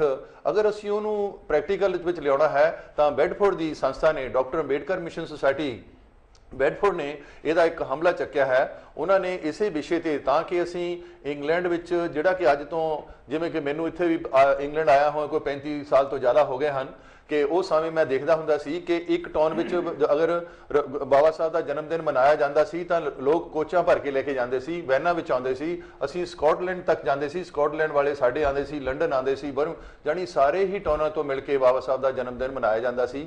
ਲੇਕਿਨ ਕਿਸੇ ਤਰ੍ਹਾਂ ਕੁਛ ਆਪਣੇ ਡਿਫਰੈਂਸਿਸ ਹੋਣ ਦੇ ਕਾਰਨ ਕਹਿ ਲਓ ਜਾਂ ਕੁਛ ਵੀ ਹੈ, ਉਹ ਕੁਛ ਡਾਈ ਡਾਊਨ ਹੋ ਗਿਆ। ਇਹ ਸਾਰੀਆਂ ਗੱਲਾਂ ਨੂੰ ਮੁੱਖ ਰੱਖਦਿਆਂ ਹੋਇਆਂ ਅਸੀਂ doctor Ambedkar mission society Bedford ਵਾਲਿਆਂ ਨੇ, ਸਾਡੀ ਸੰਸਥਾ ਨੇ ਇੱਕ ਹਮਲਾ ਮਾਰਿਆ ਹੈ ਕਿ ਅਸੀਂ ਅਗਲੇ ਸਾਲ 11 ਮਈ 2014 ਨੂੰ ਬੈਡਫੋਰਡ ਵਿਖੇ ਕੋਰਨ ਐਕਸਚੇਂਜ, ਜੋ ਕਿ ਬੈਡਫੋਰਡ ਦਾ ਸਭ ਤੋਂ ਵੱਡਾ ਹਾਲ ਹੈ, ਉੱਥੇ ਅਸੀਂ ਇੱਕ ਬਾਬਾ ਸਾਹਿਬ ਦਾ ਜਨਮ ਦਿਨ ਮਨਾਉਣ ਦਾ ਕੀਤਾ ਹੈ। ਸਾਰਾ ਅਰੇਂਜ ਹੋ ਚੁੱਕਾ ਹੈ। ਐਂਡ ਉਹਦੇ ਵਿੱਚ ਅਸੀਂ ਆਲ ਓਵਰ ਦਾ ਯੂਕੇ ਦੀਆਂ ਸਾਰੀਆਂ ਹੀ ਆਰਗੇਨਾਈਜੇਸ਼ਨ ਨੂੰ, ਗੁਰੂ ਰਵਿਦਾਸ ਸਭਾਵਾਂ ਨੂੰ, ਵਾਲਮੀਕ ਸਭਾਵਾਂ ਨੂੰ, ਜਿੰਨੀਆਂ ਵੀ ਸਭਾਵਾਂ ਹਨ, ਅਸੀਂ ਸਾਰਿਆਂ ਨੂੰ ਹੀ ਖੁੱਲ੍ਹਾ ਸੱਦਾ ਦਿੰਦੇ ਹਾਂ। ਜਿੰਨੀਆਂ ਵੀ ਡਾਕਟਰ ਅੰਬੇਡਕਰ ਮਿਸ਼ਨ ਸੁਸਾਇਟੀਜ਼ ਹਨ, ਬੁੱਧੀ ਸੁਸਾਇਟੀ ਹਨ, ਦੇ ਆਰ ਆਲ ਵੈਲਕਮਡ। ਐਂਡ ਅਸੀਂ ਚਾਹੁੰਦੇ ਹਾਂ ਕਿ ਇੱਕ ਪਲੇਟਫਾਰਮ ਤੇ ਆ ਕੇ, ਜਿੰਨਾ ਚਿਰ ਅਸੀਂ ਇੱਕ ਪਲੇਟਫਾਰਮ ਤੇ ਨਹੀਂ ਬੈਠਦੇ, ਅਸੀਂ ਆਪਣੇ ਡਿਫਰੈਂਸਿਸ ਦੂਰ ਨਹੀਂ ਕਰ ਸਕਦੇ। ਇਹ ਜ਼ਰੂਰੀ ਨਹੀਂ ਹੈ ਕਿ ਸਾਡੇ ਵਿੱਚ ਕਈ ਵਾਰੀ ਕੁਛ ਨਹੀਂ ਹੁੰਦਾ। ਇਹ ਸੋਲ ਮੈਟਰ ਆਫ ਹੁੰਦਾ ਕਿ ਨੈਰੋ ਮਾਈਂਡਡਨੈਸ ਜਾਂ ਮਿਸਅੰਡਰਸਟੈਂਡਿੰਗ ਜਿਹੜੀਆਂ, ਉਹ ਆਪਾਂ ਇੱਕ ਪਲੇਟਫਾਰਮ ਤੇ ਆ ਕੇ ਇਕੱਠੇ ਹੋਈਏ ਤੇ ਆਪਾਂ ਉਸ ਨੂੰ ਕੱਢੀਏ। ਐਂਡ ਇਸ ਮਿਸ਼ਨ ਨੂੰ, ਉਹ ਬਾਬਾ ਸਾਹਿਬ ਦੇ ਮਿਸ਼ਨ ਨੂੰ, ਉਹ ਗੁਰੂ ਰਵਿਦਾਸ ਜੀ ਮਹਾਰਾਜ ਦੇ ਮਿਸ਼ਨ ਨੂੰ ਅਸੀਂ ਤਾਂ ਹੀ ਗਾਂਹ ਲਿਜਾ ਸਕਦੇ ਹਾਂ ਅਗਰ ਅਸੀਂ ਇਕੱਠੇ ਹੋਵਾਂਗੇ। ਬਾਕੀ ਅੱਗੇ ਨਾਲੋਂ ਇਕੱਠ ਬਹੁਤ ਨਜ਼ਰ ਵੀ ਆ ਰਿਹਾ ਹੈਗਾ। ਐਂਡ ਮੈਂ ਉਮੀਦ ਕਰਦਾ ਹਾਂ ਕਿ ਸਾਡਾ ਜਿਹੜਾ ਉਪਰਾਲਾ ਹੈ, ਜਿਹੜਾ ਅਸੀਂ ਬੈਡਫੋਰਡ ਸੰਸਥਾ ਵਾਲੇ ਕਰ ਰਹੇ ਹਾਂ, ਤਾਂ ਉਹ ਸਾਡੇ ਅਸੀਂ ਜ਼ਰੂਰ ਕਾਮਯਾਬ ਹੋਵਾਂਗੇ with the help of all the organisations of UK. So thank you ਰਾਹੀ ਸਾਹਿਬ। ਕੈਲੇ ਸਾਹਿਬ, ਤੁਸੀਂ ਇਹਦੇ ਨਾਲ ਕੁਝ ਹੋਰ ਐਡ ਕਰਨਾ ਚਾਹੋਗੇ ਜਿਹੜੇ ਬਿੱਲ ਦੇ ਬਾਰੇ ਵੀ ਆਪਾਂ ਨੂੰ ਅਗਰ ਸਾਡੀ ਸੰਗਤ ਨੂੰ ਕੋਈ ਹੋਰ ਸੁਨੇਹਾ ਜਾਂ ਕੋਈ ਉਹਨਾਂ ਦੀ ਹੋਰ ਜੋ ਡਿਊਟੀ ਬਣਦੀ ਹੈ ਤੇ ਕੀ ਉਹਨਾਂ ਨੂੰ ਸਾਨੂੰ ਕਰਨਾ ਚਾਹੀਦਾ? ਜੈ ਗੁਰਦੇਵ ਗੇਨ ਆਪਣੇ ਦਰਸ਼ਕਾਂ ਨੂੰ ਇਹ ਜਿਹੜਾ ਬਿੱਲ ਹੈ ਪਾਸ ਹੋ ਚੁੱਕਾ ਹੈ। ਜਿਹੜੀ ਸਰਕਾਰ ਇਹ ਹੁਣ ਸਿਰਫ ਉਹਨੂੰ ਲਾਗੂ ਕਰਨ ਵਿੱਚ ਆਪਣੇ ਪੈਰ ਘੜੀਸ ਰਹੀ ਹੈ। ਉਹਨਾਂ ਨੇ ਬਹੁਤ ਲੰਬਾ ਪ੍ਰੋਗਰਾਮ ਦਿੱਤਾ ਹੈ ਕਿ 2015 ਵਿੱਚ ਤੱਕ ਜਾ ਕੇ ਲਾਗੂ ਕਰਾਂਗੇ ਔਰ ਉਹਦੇ ਵਿੱਚ ਹੈ ਇਲੈਕਸ਼ਨ। ਉਹਦੇ ਕਰਕੇ ਇਹਦੀ ਜਿਹੜੀ ਸਰਟਨਟੀ ਹੈ ਉਹਦੇ ਤੇ ਥੋੜਾ ਕੁਐਸਚਨ ਮਾਰਕ ਲੱਗ ਜਾਂਦਾ ਹੈ। ਪਰ ਗੱਲ ਇਹ ਹੈ ਕਿ ਸਾਡਾ ਸਾਰਿਆਂ ਦਾ ਇਹ ਫਰਜ਼ ਬਣਦਾ ਹੈ ਕਿ ਆਪਣੇ ਆਪਣੇ ਐਮਪੀਆਂ ਦੇ ਨਾਲ ਕੰਟੈਕਟ ਰੱਖਣ, ਉਹਨਾਂ ਨੂੰ ਲੌਬੀ ਕਰਨ, ਉਹਨਾਂ ਨੂੰ ਕਹਿਣ ਕਿ ਅਸੀਂ ਇਸ ਤੇ ਕੰਸਰਨ ਹੈ, ਸਾਨੂੰ ਪ੍ਰੋਟੈਕਸ਼ਨ ਚਾਹੀਦੀ ਹੈ ਔਰ ਇਹ ਕਾਨੂੰਨ ਨੂੰ ਜਿੰਨੀ ਵੀ ਜਲਦੀ ਹੈ ਇਹਨੂੰ ਲਾਗੂ ਕਰਨਾ ਜ਼ਰੂਰੀ ਹੈ। ਜਦ ਤੱਕ ਅਸੀਂ ਆਪਣੇ ਐਮਪੀਆਂ ਨੂੰ ਇਹ ਸੁਨੇਹਾ ਨਹੀਂ ਦਿੰਦੇ, ਜਿਹੜੇ ਸਾਡੇ ਐਮਪੀ ਸਨ ਉਹ ਇਹ ਸੁਨੇਹਾ ਅੱਗੇ ਜਾ ਕੇ ਪਾਰਲੀਮੈਂਟ ਨਹੀਂ ਦੇ ਸਕਦੇ। ਜਦੋਂ ਉਹਨਾਂ ਨੂੰ ਇਹ ਗੱਲ ਦਾ ਪਤਾ ਲੱਗੇਗਾ ਕਿ ਵੀ ਇਹ ਬਹੁਤ ਜ਼ਰੂਰੀ ਹੈ ਔਰ ਜਿਹੜੇ ਮੇਰੇ ਕਨਸਟੀਚੂਐਂਟਸ ਹਨ ਉਹ ਇਹ ਚੀਜ਼ ਦੇ ਕੰਸਰਨ ਹਨ, ਤੇ ਤਾਂ ਦੀ ਜਾ ਕੇ ਉਹਦਾ ਇਫੈਕਟ ਜਿਹੜੀ ਆਉਣ ਵਾਲੇ ਇਲੈਕਸ਼ਨ 'ਚ ਜਾਂ ਜਿਹੜਾ ਗੌਰਮੈਂਟ ਦੇ ਜਿਹੜੇ ਉਹਨਾਂ ਦੇ ਨੁਮਾਇੰਦੇ ਹੋਣਗੇ ਜਿਨ੍ਹਾਂ ਨੇ ਉਹਨਾਂ ਸੀਟਾਂ 'ਤੇ ਲੜਨਾ ਹੈ, ਉਹਨਾਂ ਨੂੰ ਫਿਕਰ ਪੈਣਾ ਕਿ ਸਾਨੂੰ ਇਹਨਾਂ ਲੋਕਾਂ ਨੇ ਵੋਟਾਂ ਨਹੀਂ ਪਾਉਣੀਆਂ। ਤੇ ਇਸ ਕਰਕੇ ਮੈਂ ਤਾਂ ਇਹ ਅਪੀਲ ਕਰਾਂਗਾ ਕਿ ਜਿਸ ਹਰ ਇੱਕ ਜਿਹਨੇ ਆਪਣੇ ਸਾਡੇ ਭੈਣਾਂ ਭਰਾ ਹਨ ਆਪਣੇ ਲੋਕਲ ਐਮਪੀਐਸ ਨੂੰ ਉਹਨਾਂ ਨੂੰ ਲਿਖਣ, ਨਹੀਂ ਤਾਂ ਜਾ ਕੇ ਉਹਨਾਂ ਨੂੰ ਜੇ ਲਿਖਣਾ ਨਹੀਂ ਜਾਣਦੇ ਉਹਨਾਂ ਦੀ ਸਰਜਰੀ ਵਿੱਚ ਜਾਓ ਔਰ ਉੱਥੇ ਜਾ ਕੇ ਸਿੱਧੀ ਉਹਨਾਂ ਨਾਲ ਗੱਲਬਾਤ ਕਰੋ। ਸੌਖਾ ਤਰੀਕਾ ਹੈ, ਟੈਲੀਫੋਨ ਦੀ ਵੀ ਜ਼ਰੂਰਤ ਨਹੀਂ, ਚਲੇ ਜਾਓ ਉਹਨਾਂ ਨਾਲ ਜਾ ਕੇ ਉੱਥੇ ਬੈਠ ਕੇ ਗੱਲ ਕਰੋ ਤਾਂ ਉਹਦਾ ਜ਼ਿਆਦਾ ਫਰਕ ਪਏਗਾ। ਤਾਂ ਮੈਂ ਸਿਰਫ ਇਹੀ ਕਹਾਂਗਾ ਕਿ ਉਹਨਾਂ ਤੇ ਪ੍ਰੈਸ਼ਰ ਪਾਓ ਔਰ ਉਹਨਾਂ ਨੂੰ ਲੌਬੀ ਕਰੋ। ਸੋ ਬਹੁਤ ਬਹੁਤ ਧੰਨਵਾਦ। ਥੈਂਕ ਯੂ ਕੈਲੇ ਸਾਹਿਬ। ਸੋ ਸਾਨੂੰ ਕੌਨਸਟੈਂਟਲੀ ਇਨ ਟੱਚ ਰਹਿਣਾ ਚਾਹੀਦਾ ਆਪਣੇ ਐਮਪੀਜ਼ ਦੇ ਨਾਲ, ਉਹਨਾਂ ਨੂੰ ਪ੍ਰੈਸ਼ਰਾਈਜ਼ ਕਰਦੇ ਰਹਿਣਾ ਚਾਹੀਦਾ। ਟਾਈਮ ਬਹੁਤ 3-4 ਮਿੰਟ ਸਾਡੇ ਕੋਲ ਬਚੇ ਹੈਗੇ ਆ, ਟਾਈਮ ਬਹੁਤ ਜਲਦੀ ਨਾ ਜਾ ਰਿਹਾ ਹੈਗਾ। ਰਾਵਤ ਸਾਹਿਬ, ਇੱਕ ਮੈਂ ਹੋਰ ਕੁਐਸਚਨ ਤੁਹਾਨੂੰ ਕੋਲ ਚਾਹੂੰਗਾ ਵੀ ਜਿਸ ਤਰ੍ਹਾਂ ਤੁਸੀਂ ਬੜੇ ਸਲਮ ਲੈਵਲ ਤੋਂ ਕੰਮ ਕਰ ਰਹੇ ਹੈਗੇ ਆ, ਬਹੁਤ ਜਿਹੜੀਆਂ ਮਹੱਲੇ ਲੈਵਲ ਤੋਂ ਜਿਹੜੇ ਦਬੇ ਕੁਚਲੇ ਲੋਕ, ਬਹੁਤ ਗਰੀਬ ਲੋਕ, ਲੈਂਡਲੈਸ ਲੇਬਰ ਜਿਹੜੇ ਆਪਣੀ ਭੁੱਖ ਨਾਲ ਹੰਗਰ ਨਾਲ ਸਟਰਗਲ ਕਰਦੇ ਆ, ਉਹਨਾਂ ਦੇ ਵਿੱਚੋਂ ਤੁਸੀਂ ਕੰਮ ਕਰ ਕਰਕੇ ਔਰ ਬੜੀ ਖੁਸ਼ੀ ਵਾਲੀ ਗੱਲ ਹੈ ਵੀ ਇੰਟਰਨੈਸ਼ਨਲ ਲੈਵਲ ਤੱਕ ਤੁਸੀਂ ਪਹੁੰਚੇ ਹੈਗੇ ਆ। ਬਹੁਤ ਸਾਰੇ ਕੰਟਰੀਜ਼ ਦੇ ਤੁਸੀਂ ਜਾ ਚੁੱਕੇ ਆ, ਅਮਰੀਕਾ, ਕੈਨੇਡਾ, ਥਾਈਲੈਂਡ, ਜਾਪਾਨ ਵਗੈਰਾ, ਯੂਰਪ ਦੇ ਬਹੁਤ ਕੰਟਰੀ ਦੇ ਵਿੱਚ। ਇਹ ਜਿਹੜੀ ਇੰਨੀ ਤੁਹਾਡੀ ਰਾਈਜ਼ ਹੈਗੀ ਆ from slum to the international level, ਇਹ ਜਿਹੜੀ ਤਰੱਕੀ ਹੈਗੀ ਤੁਸੀਂ ਕਿਸ ਤਰ੍ਹਾਂ ਅਚੀਵ ਕੀਤੀ? ਕਿਹਨੂੰ ਤੁਸੀਂ ਆਪਣਾ ਆਈਡੀਅਲ ਰੱਖ ਕੇ ਕੰਮ ਕਰ ਰਹੇ ਹੈਗੇ ਆ ਤਾਂ ਕਿ ਦੂਸਰਿਆਂ ਨੂੰ भी पता चले भी केड़े ऐसी क्वालिटी केड़ी आइडियल मिशन ਤੁਹਾਡਾ? बिल्कुल बिल्कुल, मैं आपको बताना चाहता हूँ कि मेरे जो आइडियल हैं वो डॉक्टर अम्बेडकर हैं। मैं उनको गुरु भी मानता हूँ और उन्हीं से मेरे को लिबरेशन मिली है। अगर लिबरेशन किसको पसंद नहीं है, आज़ादी किसको पसंद नहीं है? मैं एक चीज़ बहुत साफ तौर पर कहना चाहता हूँ, जो पहले भी मैंने बताया कि हमारे जो पूरे जो महापुरुष हुए हैं वो हर जगह से हुए हैं और इसीलिए गुरु रविदास जी महाराज जो है वो भी हमारे मतलब महापुरुषों में हैं और महापुरुषों में तो उनको उनसे सीख करके, क्योंकि हम तो बनारस में उनके स्थल पे गए हैं और जहाँ उनका पूरी मंदिर है बहुत बड़ा।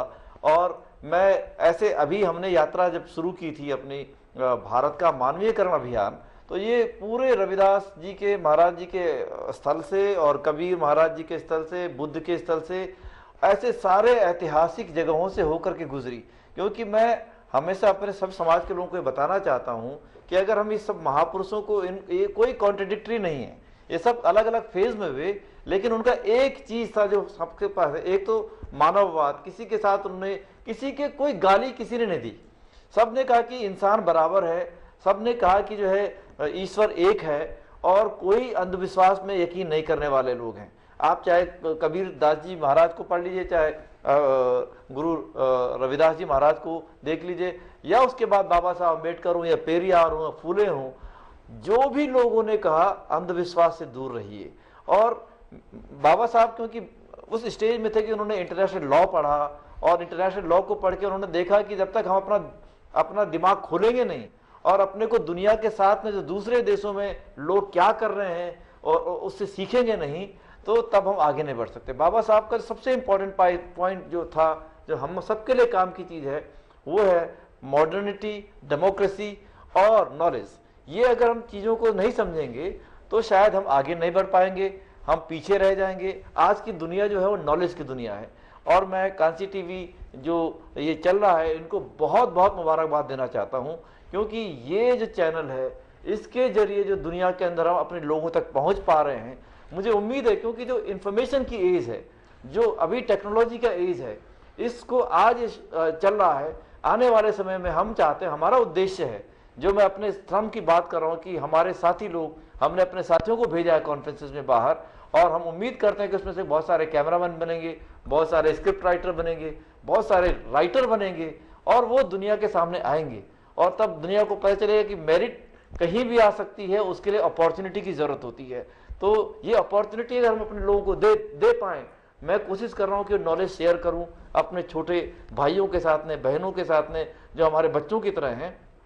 तो मुझे लगता है कि आज से 10 साल बाद हमारे लोग आपके सामने इसी टीवी के चैनल के सामने बैठे होंगे और प्रेजेंटर भी होंगे, और इससे बड़ी खुशी कोई हो नहीं सकती है। तो मैं यही बात कहना चाहता हूँ। सो थैंक यू रावत साहब। ਹੁਣ ਸਾਡੇ ਕੋਲ ਸਿਰਫ 1 ਮਿੰਟ ਰਹਿ ਗਿਆ ਹੈਗਾ। ਅਸੀਂ ਇੱਕ ਵਾਰੀ ਫੇਰ ਕਾਂਸ਼ੀ ਟੀਵੀ ਦੇ ਸਟੂਡੀਓਜ਼ ਜੋ ਮੈਨੇਜਮੈਂਟ ਡਾਇਰੈਕਟਰ ਸਾਹਿਬਾਨ ਸਾਰੇ ਹੈ, ਜੋ ਉਹਨਾਂ ਦੇ ਕਰੂ ਮੈਂਬਰ ਹੈਗੇ ਆ, ਜਿਨ੍ਹਾਂ ਨੇ ਕੈਮਰੇ ਤੇ ਸੇਵਾ ਕੀਤੀ ਹੈਗੀ ਆ, ਉਹਨਾਂ ਦਾ ਬਹੁਤ ਬਹੁਤ ਧੰਨਵਾਦ ਕਰਦੇ ਹੈਗੇ ਆ। ਮੈਨੇਜਮੈਂਟ ਦਾ, ਡਾਇਰੈਕਟਰਸ ਦਾ, सपोर्टर्स का, साथ संगत का, जिन्होंने सानू टाइम दिता हैगा।